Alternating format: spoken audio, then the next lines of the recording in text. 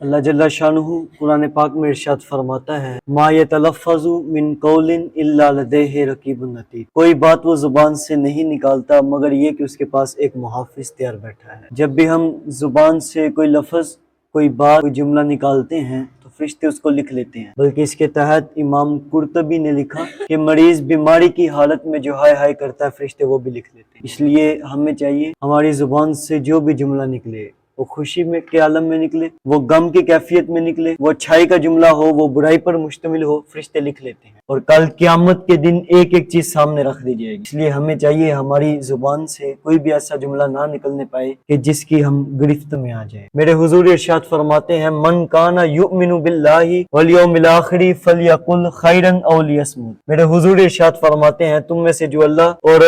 آخرت کے دن پہ ایمان رکھتا ہے اسے چاہیے یا تو کلمہ خیر کہے یا پھر خاموشی اختیار کرے۔ اور حضرت ابو سعید خدری رضی اللہ تعالیٰ عنہ سے روایت ہے، حضور ارشاد فرماتے ہیں کہ جب صبح ہوتی ہے تو پورے اعضائے بدنی زبان کے آگے درخواست کرتے ہیں کہ تو خاموش رہنا، یہ زبان کی بے احتیاطیاں یہ انسان کو پھنسا دیتی ہیں، اور پورے اعضائے بدنی اس زبان سے درخواست کرتے ہیں کہ تو چپ رہنا اور تو سیدھی رہنا، اگر تو سیدھی رہی ہم بھی سیدھے رہیں گے، اگر تو ٹیڑھی ہوگی ہم بھی ٹیڑھی ہو جائیں۔ یہ زبان کی بے احتیاطیاں جو ہیں یہ انسان کو پھنسا دیتی ہیں، زبان کی وجہ سے پورے جسم کو جو ہے وہ سزا بھگتنا پڑتی ہے۔ حضرت عیسیٰ علیہ السلام کا قول علماء نے نقل کیا، آپ فرماتے ہیں اِنَّ كَانَ الْكَلَامُ مِنْ فِضَّةٍ فَاسْكُوتُ مِنْ ذَهَبٍ، آپ فرماتے ہیں اگر کلام چاندی ہے خاموشی سونا ہے۔ اور لقمان حکیم نے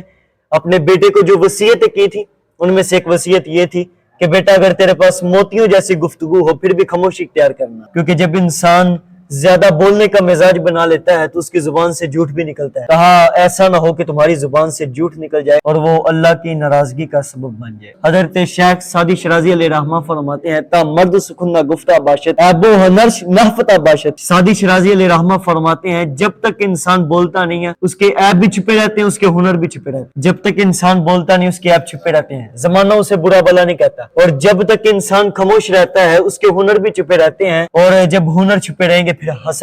حاسد بھی پیدا نہیں ہوں گے۔ اس لیے ہمیں چاہیے ہم خاموشی اختیار کریں، اپنی زبان کو کلمہ خیر کا کھوگر بنائیں یا پھر خاموشی اختیار کریں۔ اللہ جل شانہ قرآن پاک میں ارشاد فرماتا ہے ما یتلفظ من قول الا لدیہ رقیب عتید، اللہ ارشاد فرماتا ہے کوئی بات وہ زبان سے نہیں نکالتا